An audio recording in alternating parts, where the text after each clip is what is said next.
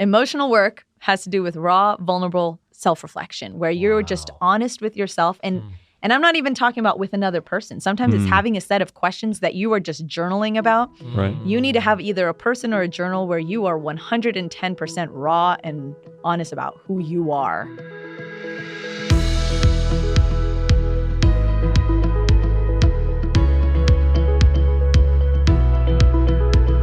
Hello and welcome to the Overflow Podcast. This is a podcast on a mission to discover how you and I can live a life of abundance, full to overflowing. In Season 5, we're learning how to cultivate thriving relationships and how, through the good times and the bad, we can maintain the overflow. This is episode 37. My name is Karl Lindsay and I'm joined by my friend and co-host Filip Milosavljevic. Filip, what's happening? Hey, Karl. Doing good. Yeah. I'm wanting to ask you a question, Karl. Okay. All right. I've been wanting to ask you this for a while, actually. Now he's I'm on pins scared. and needles. What has actually been a favorite book of yours that's kind of shaped your thinking in life besides the Bible? Besides the Bible. Well, the one I mentioned last week was But the Body Keeps the Score. That was really good. But, another one? Man. I stumped you. Yeah, you have. Okay, I got one while you're thinking. So just a really enjoyable one. And then I want to talk about two relationship books that I really like. Okay, so one I've really enjoyed is called The Alchemist by Paulo Coelho. And it's about a boy who's on a journey and, should I tell you guys like the ending of the book? Or you could ever read it? Anyways, he ends up realizing everything he'd ever wanted was always where it had started. And sometimes in life, you end up thinking in relationships and just so many things like, I need to go there. And yet so many times the nostalgia of what was pulls us back, you know? And so that was just kind of a meaningful book. But there's one on relationships that was profound in my life. So we're on a season just on relationships, right? So this one is called Choosing God's Best. Choosing God's Best. Don Ronikari. The principles of it I just thought were really good, and the idea being like, hey, if you're gonna date with intentionality. Date someone that you actually would marry, as opposed to like, hey, let's figure things out. So date with this mindset. Wow, I see really good things in this person. I see characteristics I really admire in someone who I'd want to be a spouse. And you're judging them before you get into this thing. So yeah, that's good. That was a fantastic book. So what are those two titles again?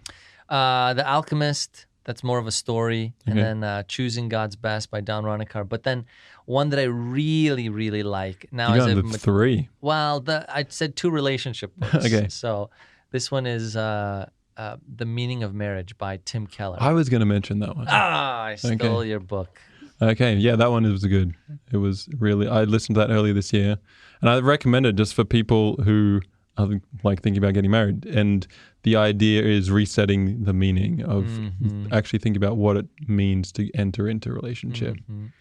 Yeah, what did you like about it? I think the fact on my end is just he redefined singleness in a way that I think is necessary in our society, where people devalue singleness and find it to be simply a stage that they just begrudgingly hopefully get through as quick as possible till they get married. But the reality is God has called people to something beautiful and powerful in the season of singleness that really needs to be analyzed and talked about more and more. So that was a great chapter. I gave that book to someone and they ended up like reading it, getting convicted on just how to live their life as a single person. They got married pretty shortly after that. They had changed some things in their life. And so there you go. Yeah. Well, the other book I was going to mention, it hasn't necessarily redefined my life, but it's helped in many ways in terms of spirituality, is the Biography of Paul by N.T. Wright. Really good read. Paul's one of my favorite characters in Scripture, and I think I really liked his biography because it really makes him feel like more of a human. He analyzes Scripture and finds all the difficult times in Paul's life, and you realize that he was just a human being as well, and he struggled with doubt and everything like we do as well. So it's a good read. Yeah. I love when people kind of bring that reality out. These were real people who had real issues. That's why when someone says, I wish there was a more perfect Bible where perfect characters emerge. You're like, dude, no, you don't. That's not real life. That's why you don't find one. Right, yeah. And that's actually, okay, sorry, I'm going into a theology thing, but when people talk about, oh, you can't really trust the Bible, one of the proofs is actually the fact that there are many humanity issues that emerge. So, oh, that's good. Yeah. Well, as we've said, this season is on healthy relationships. And, we see the happily ever after narrative on the big screen, but our own lives don't really come close to that reality. It's out of reach and everything just gets messy over and over again. Mm-hmm. We've got a number of great guests planned, and I'm excited that we get to glean from their wisdom and discover how we can get out of these toxic cycles that we live in over and over again as we pursue this healthy and, what we like to say on this podcast, this overflowing relationship. So who's our guest today? Hey, I'm really excited to be interviewing our guest today because she's a personal friend of mine from way back in childhood. And now knowing her as an adult, two adults doing life, we've done several speaking engagements together, been able to really glean from her wisdom, and she's blessed so many people. So awesome. Today's guest on our show is Ranela Kaligithi. Ranela is a mental health coach and therapist in training at the California Baptist University. She is passionate about helping people really redefine their relationships to themselves and others and live more meaningful and fulfilled lives. Her self-care routine involves spending time with family, writing, reading, working out, and eating as much ice cream as she wants. I like that. Yes, I live by that. Welcome to the show. Thank you. Thank you for having me. I'm super excited about this topic. Yeah. Love this topic.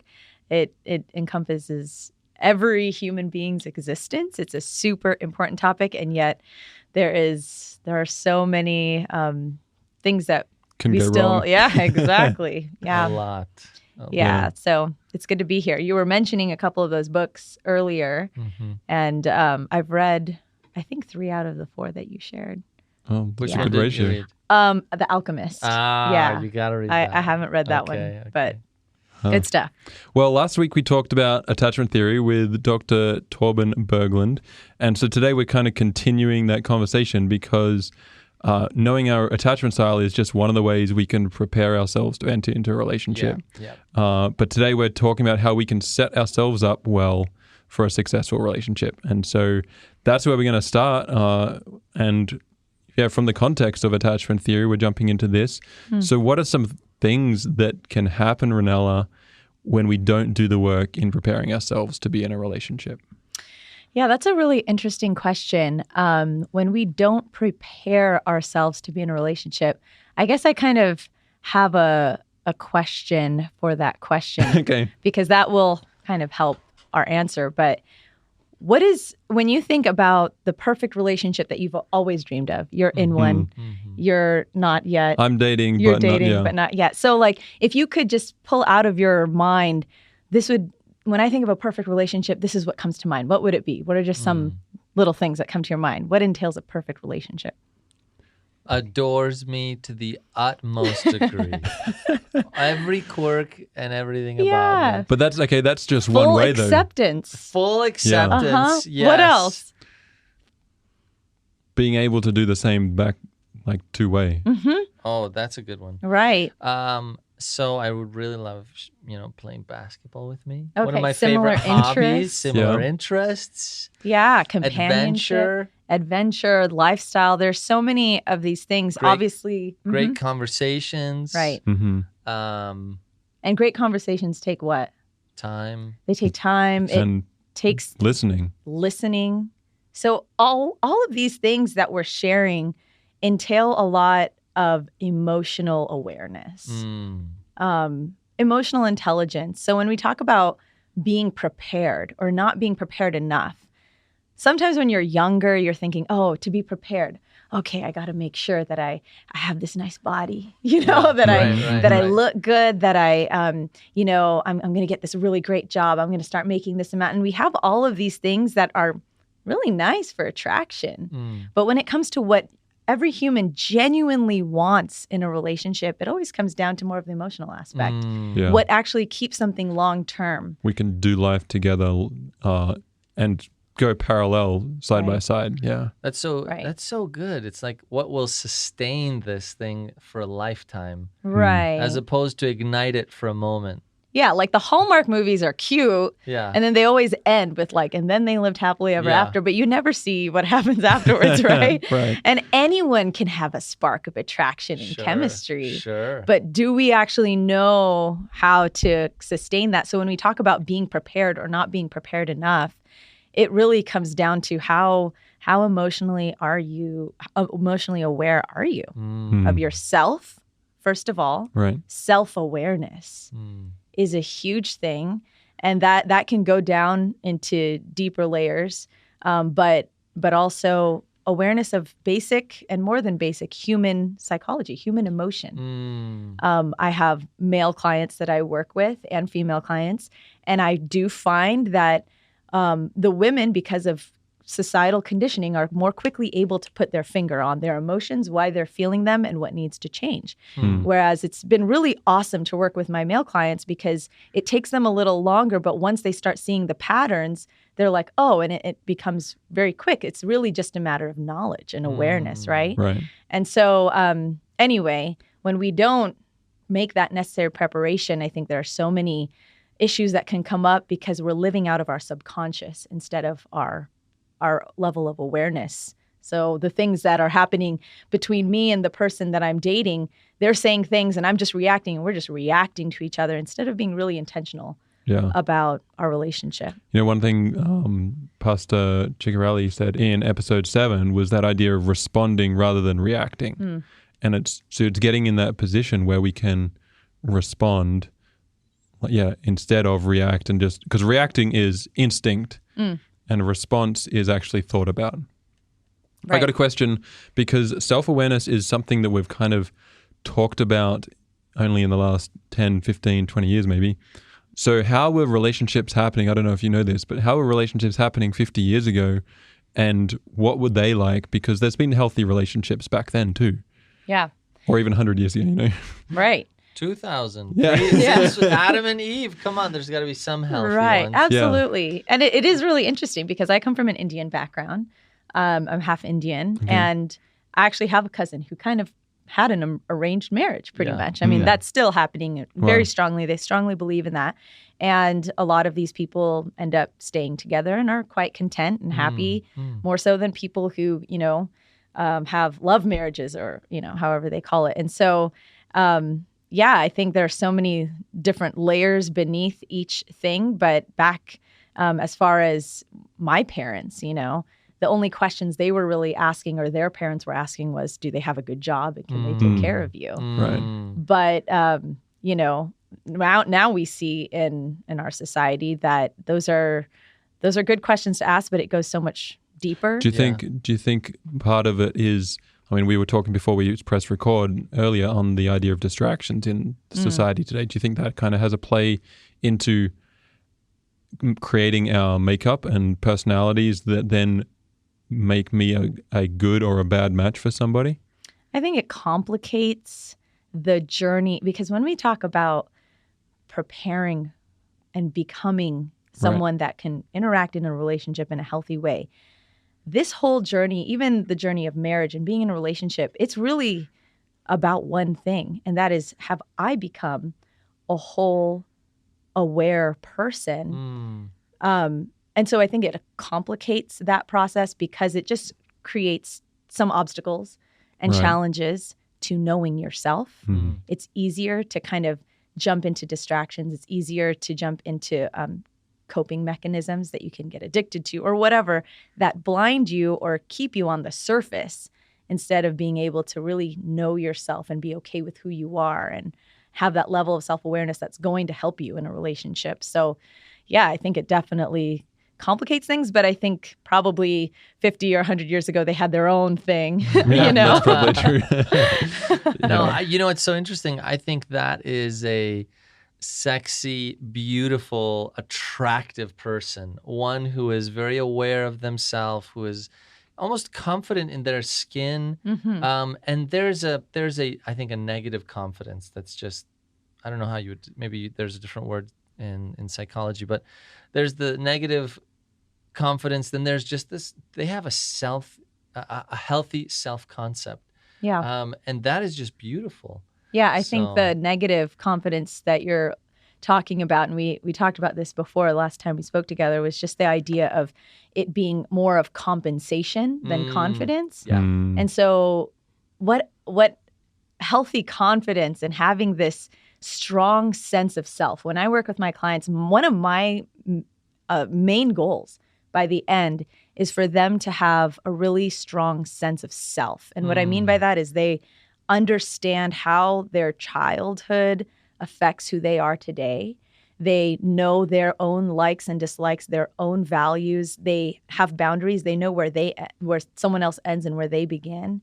And when someone has they have sort of they're settled into who they are, and they're not trying to compensate to try to gain value. That is that confidence that we can feel and sense from people. Oh, that's but good. when it's I was just the other day, I was in downtown Redlands and I was just having ice cream with my friend. Ice cream. I've had ice cream 3 times this week. Oh, gosh. So I was just sitting there and there was this whole group of people that walked by, and you could tell who the alpha male was. Like he was just like kind of strutting down, and you could kind of sense like, man, it seems like he's compensating for something, whether or not, maybe I was just being judgmental, but it's that issue of value. So when your value is set, there's nothing you need to try to prove to someone. Right. And you can just be who you are. That's a great place to be coming into a relationship. So now that is really brilliant that you could see that this guy was compensating in some way. So now what are some other warning signs that we might be able to recognize in ourselves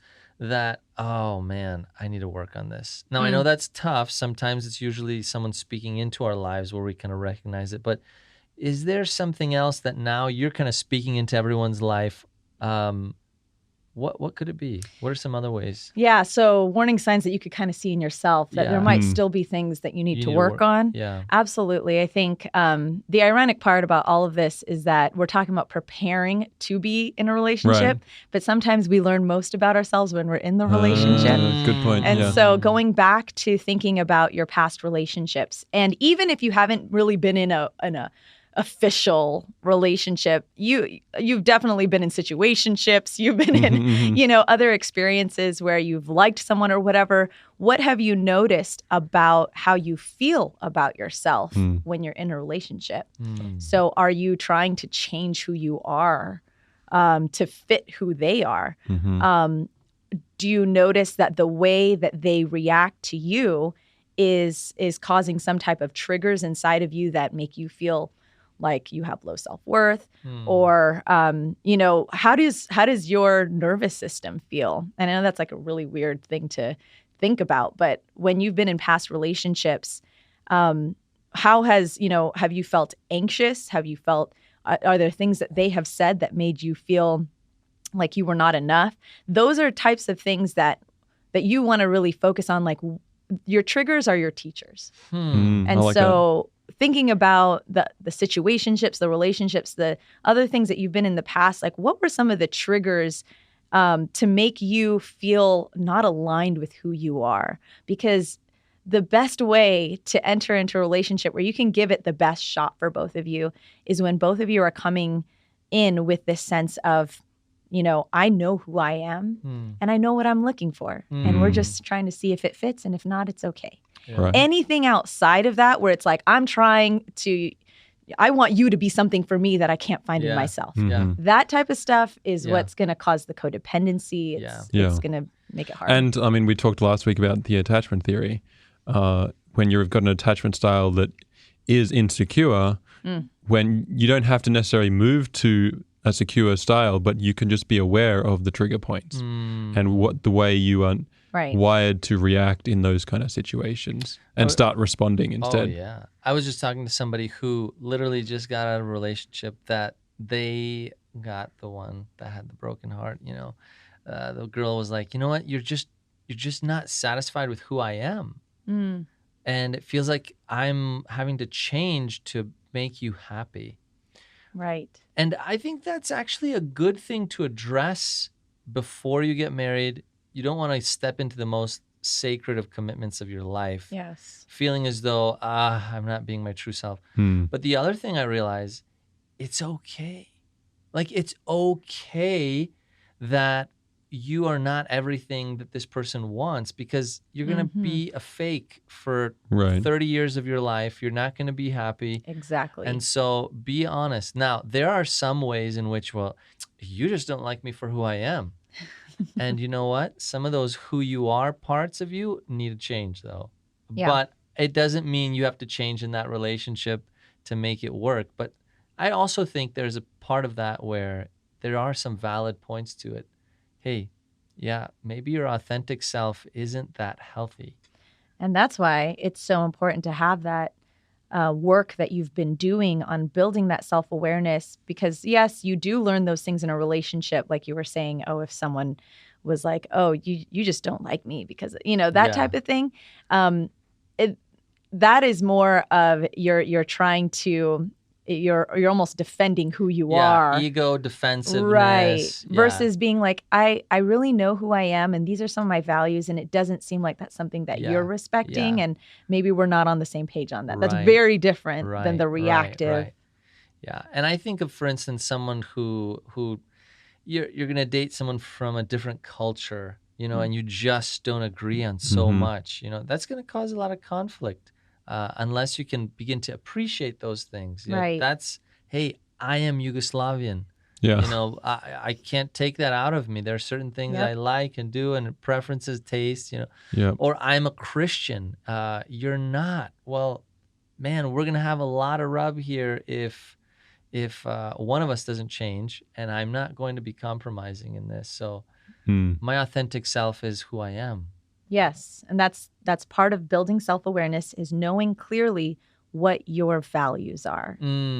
And you can ask yourself, and sometimes we think, oh, we just start writing down our values. I like this. I believe in God. And it's so much deeper than that. It's really asking yourself, how do I feel like I should be treated?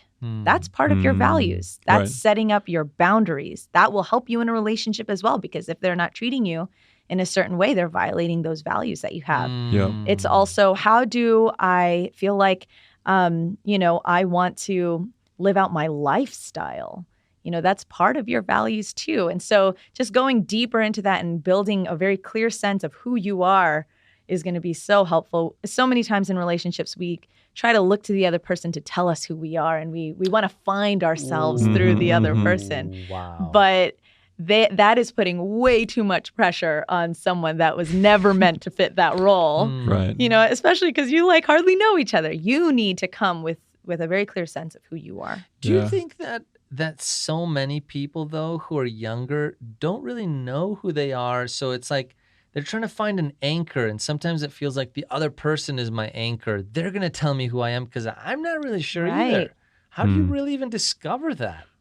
I think it's more about, that's what we're talking about, is discovering that on that journey. But like you said, you learn that kind of thing in previous relationships. So it's hard because it's a catch-22. Yeah. Where do you start? So, thankfully, you can learn through friendships. You can learn through family relationships. But at the end of the day, we all remember we were in high school. You don't need much to have a girlfriend or boyfriend. Like, you don't need a driver's license. You don't need to, have a car. You don't need to have money. Like, people are dating in high school. And actually, it's okay to get to know the opposite sex. And I think that is something that sometimes in certain subcultures or, whatever, we kind of are like, wait until you're perfect until you get into a relationship. Well, that's it. It's a little bit of a dichotomy or a catch-22, because you kind of have to learn about yourself through these relationships, and there's going to be a lot of collateral damage, but hopefully you can learn. I'm going to speak from experience there. Like, I realized how selfish I was, and that's just one of the many things, but that was a big thing. And it's like, we're all selfish, but there was a level I'm like, if I'm going to ever get married, I'm going to have to learn to not compromise, but just be selfless. and relate to her in a different way. Yeah, yeah. Oh, yeah. Now, I think I want to push back on both of you just for a moment. Okay. Here, because I think there is a level of self-awareness that emerges in your family units and friendships Yes. Absolutely. that actually mirrors the truest self of who you are that you will not see initially in another person or yourself, at least until you get deeper into a committed relationship. Give me an example. So, for instance, someone who's dating for just a couple months and then they break up, they really had the false self for the most of the time on their, it isn't until you get 3, 6, 7, 8 months in that, people really feel free to be who they are. I'm going to be who I am at home with you virtually with my mom and dad. If I don't really pick up after myself, you're going to really start to see that. If I do this, So I would say people need to be able to analyze how are you in your family unit, right? Because that was what you will default to in your marriage. Oh, absolutely. Into your relationships. Sure. So I think there is some analysis that can happen in those spaces. And I would also say if someone's going to date younger, particularly in high school, when they aren't necessarily emotionally prepared for a long-term commitment, I think that's where parents have to get involved to put some rubrics of how that's going to go, because I think that can have some really unfortunate realities, where people just go too far physically, emotionally, in so many ways. There's enmeshment and then it breaks up. It's like, oh gosh. Yeah, I agree. There needs to be a lot of guidance. Yeah. But for the people who didn't get that, how can we set up ourselves for a healthy relationship? Like, because we're right now millennials, we're in our 20s and 30s, and the past is the past. We can't go back and change that. Yeah. So what are some ways that we can go back, and we've talked about the importance of self-awareness. How can we start making the changes? Yeah, definitely. When you're talking about self-awareness, it almost 100% of the time necessitates reflection, and especially someone else being able to see things that you can't see in yourself. And so therapy is a great start. Yeah. I like that. Whether it's therapy, whether it's mentorship, having someone that can see things in you that you can't see, that can reflect that back to you. So that's a great start, is finding someone who is a professional, someone that can help you. But also your best friends, or especially if you have good, healthy best friends or people who really care about your emotional health, they can tell you, whether it's best friends or maybe siblings, that can be kind of hard, but they can reflect back to you things that they think, you need to work on.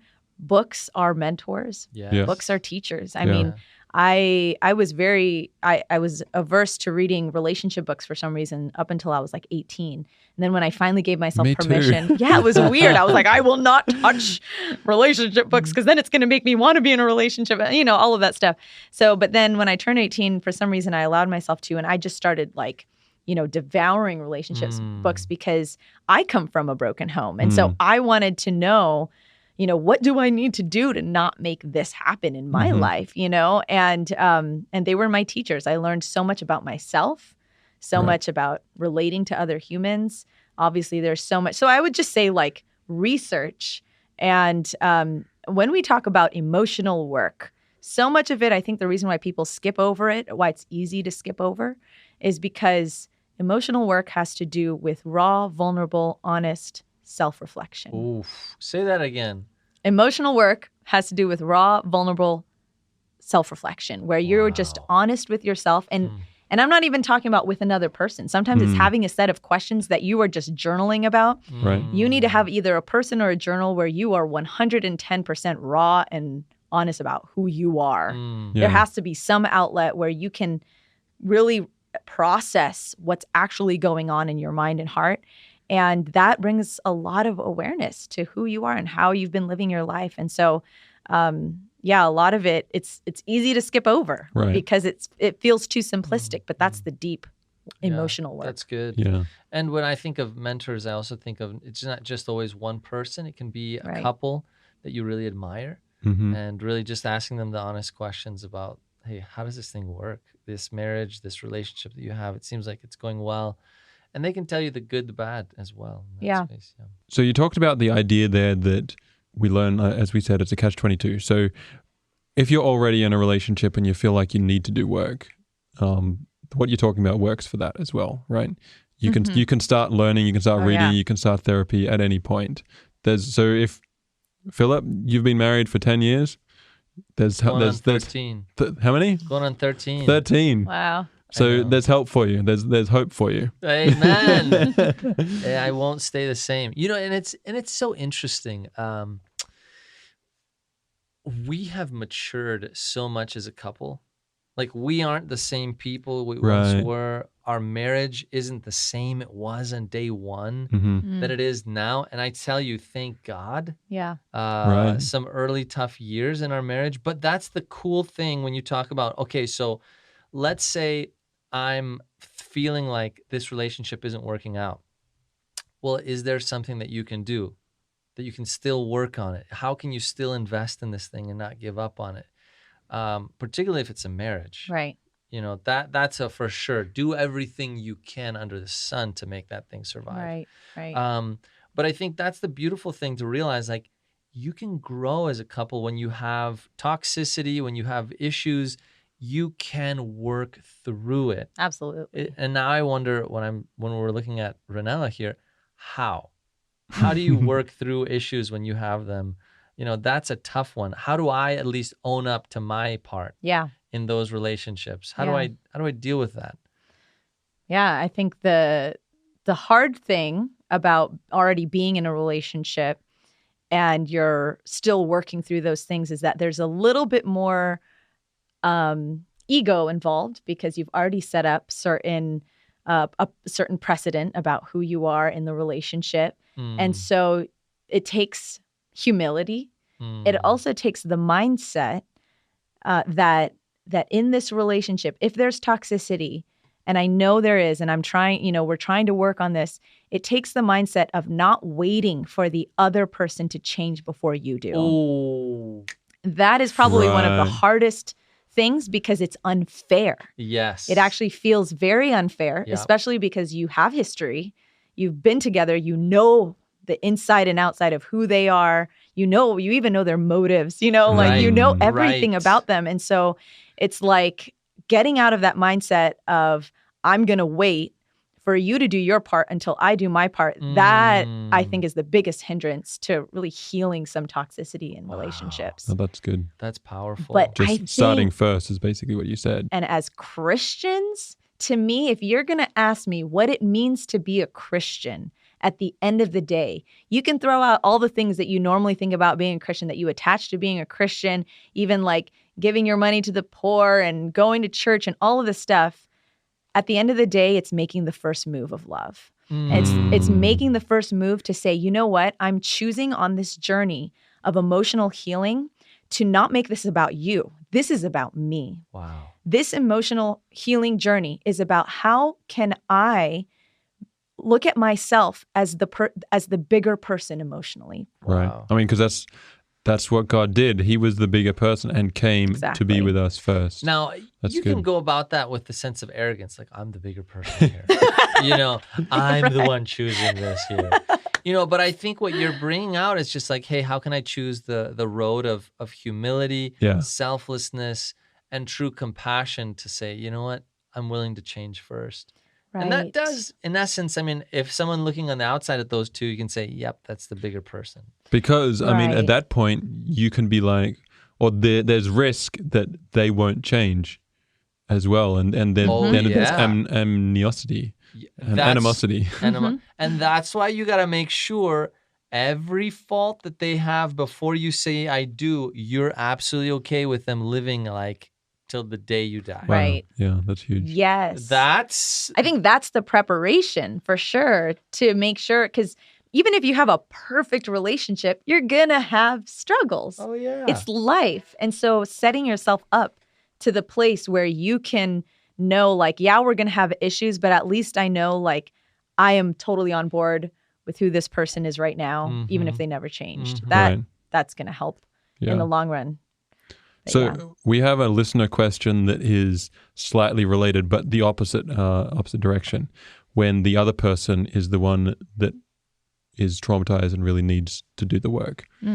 So he said, unfortunately, there's a lot of traumatized people out there who enter into a relationship with the hopes that the relationship will make everything better. You said that's a bad idea before, but it does happen. Mm-hmm. And so he says, but yeah, that often ends up exaggerating the trauma. And so if that was my significant other, what are some ways that I could assist her in her trauma without losing my own sense of identity? Yeah. So So if I have already done the work and now I'm helping her do the work. Right. Even in the desire to help her do the work on herself, and I don't know what this person's background is and what type of work he's done on himself, but even in that way, I would caution anyone that sees the other person, no matter how much trauma they've had in their lives, that sees them as the main issue in the relationship, because that mentality of you're the one that needs to work on yourself. I've done the work. Right. And once you work on yourself, things will get better. Okay. Yeah. That is not healthy No. in a relationship. It's well-meaning. Yeah. I want you to work on yourself, right? I want to fix you. I want to fix you. And the nature of a healthy relationship is that two people need to feel 100% love accepted as they are in the relationship. What might be better is for him, and I'm not giving advice here, but give it, girl. Give it. But what might be better is for him to say, to come at it from a perspective of, I know who I am, and I know what's going to be healthy for me and for my significant other. I don't want to be a crutch to you. And if you need space and time to work on these issues, I completely believe in you, and I want to be there to support you, but I can't do this for you. And, for her, she needs to feel that, that he is both committed, but at the same time, very committed to his standards of what needs to happen in the relationship. And so leading by example, obviously he said he's done some of the work on himself, but being able to, at the end of the day, say like, okay, I know what I value in myself and in someone else. This is what I think is going to be healthy. And for her to be able to see like, okay, who I am is affecting the relationship. It's not about me and my value, but in this relationship, it's not healthy. And so basically what I'm trying to say is that I think that it's important that they continue to keep their individuality while they're working through their issues, and for her to not necessarily feel the need to work through all the trauma in order for their relationship to work out, but so that she as an individual can be healthy.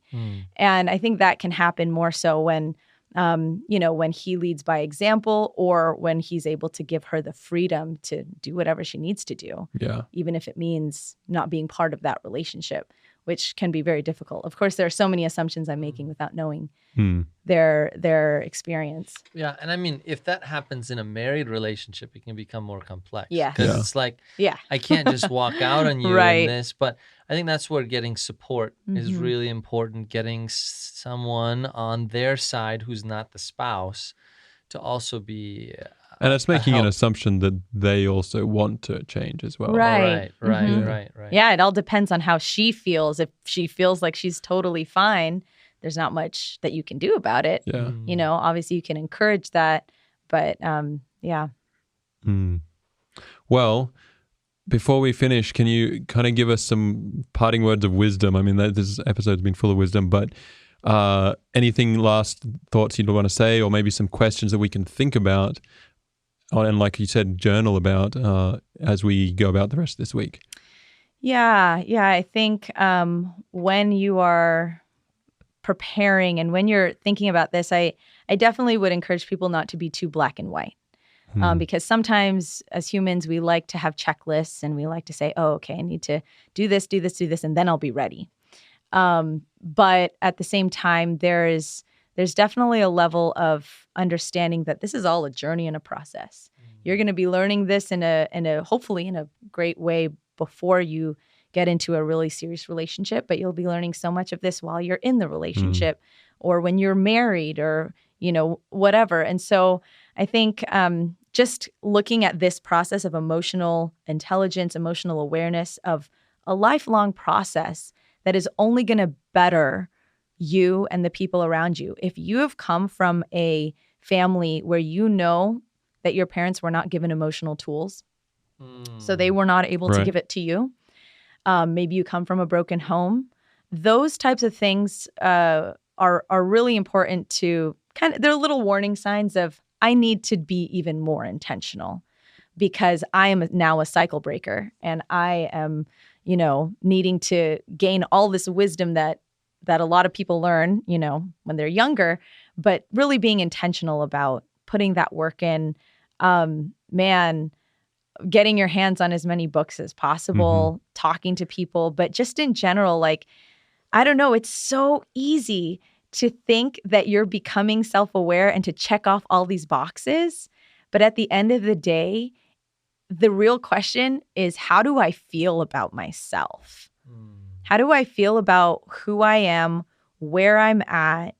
Do I really know my values? Do I really know what I should be looking for? Am I, aware of my attachment style? Am I aware of how my childhood trauma affects me now? Those types of questions are so good to ask, because then, as far as relating with other people, the better you relate with yourself, the more healthy you relate with yourself, obviously the healthier you relate with whoever you're with. Right. And because the whole point of relationships is to be able to kind of keep your head on straight to make a good decision. And many times, if we don't relate with ourselves in a healthy way, we're looking for compensation, we're codependent, and we make quick decisions that we regret later on.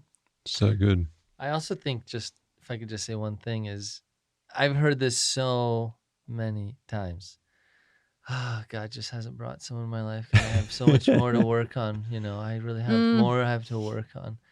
And I think that's a tough space when you feel as though you're still a work in progress. When the reality is, you're going to always be a work in progress. I mean, Philippians 1:6, he is faithful and just, to fulfill the work that he started in you. On the day he appears. On the day he appears, you're going to be worked on till Jesus comes. Yes. So please don't use that as an excuse also to be afraid of relationships. Right. And don't use that as a crutch. Well, it's because, I've just got a lot of things to work on. And, well, get working on some of those if you really feel like that. There's some part of me where I'm like, okay, we'll work on it. Right. My little daughter, she's 2.5. My son is 10 months. There is so much growth that happens with them in this age period. I mean, it's amazing. Verbally, physically, structurally, just movement-wise. I mean, so much growth, explosive growth. What if that still happened for adults? Oh, yeah. Emotionally, spiritually, physically even. In just a period of 10 months. Yeah. So I think there's a lot of changes people can make if they choose to do the hard work. Absolutely. Yeah. Well, Ranela, thanks so much for sharing with us today. How can we connect with you? How can our listeners find you online? Tell us a little bit about what you do while you're studying.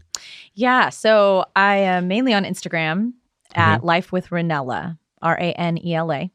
And I do mental health coaching with people. I do typically an 8-week program and also drop-in sessions. But during the 8-week program, I like spending a good amount of time with people, because we go through things like improving our mental hygiene and developing self-awareness, identity, values, our purpose, just trying to become a whole person as an individual. And that ends up overflowing into, no pun intended, but everywhere else, overflowing into other areas of life, including relationships. Absolutely. Oh, that's awesome. Yeah. And any resources we should check out pertaining to this particular topic? You mentioned books before. Have you got any other books? I do. I love reading books, and I'm always a sucker for a good book recommendation. So How We Love. Oh, yes. That's a great a book on attachment, actually, that brought me a good level of awareness. Think Like a Monk. Think Like a Monk. Who by wrote that? Jay Shetty. Okay. I love Jay Shetty. He's an Indian guy, just full of wisdom. No bias. No, not at all. Relationship Goals by Pastor Michael Todd. I like that. He's a good. Yes. Yeah, he's a good one. So those are on relationships. Cleaning Up Your Mental Mess by Dr. Carolyn Leaf. That one is so good. Cleaning Up Your Mental Mess. She is an incredible psychologist. She talks a lot about neurocycling. So self-soothing, emotional management, all of that, building self-awareness about your triggers. My relationship therapist, Dr. Pierre Steenberg, wrote a book called Emotional Intimacy 101. And that one is incredible. Obviously, 5 love languages. And there's one that is on my list. I've heard incredible reviews. I'm about to read it. And it's actually more focused for men, but I think women should read it too. It's called Man Enough by Justin Baldoni. Okay. They do a podcast as well. And he is basically talking about redefining masculinity in a way that's very much more emotionally focused as far as being able to just redefine what it means to be a man in today's world. And I think that's super helpful for women to understand as well, because men are not as emotionally expressive. I think it is a little bit harder for women to really understand the world of a man. Yeah. And I think it's very important for women to understand how men think. And so anyway, that's one that I'm ready to jump into. Awesome. Super excited about. Awesome. Well, we will drop all those links into the show notes. So check that out. And yeah, thanks again, Ranela, for sharing with us today. Thanks for having me. And thank you so much for listening. We'd love to hear from you. You can message us on Instagram at Choose to Overflow. Visit our website, choosetoverflow.com. We're also going to have a downloadable summary of today's episode right in that website there. So check that out. It'll help you share what you've learned with others as well. That's choosetoverflow.com. And thanks as always to Zach Cast, our audio engineer, and the Loma Linda University Church for their support of this podcast.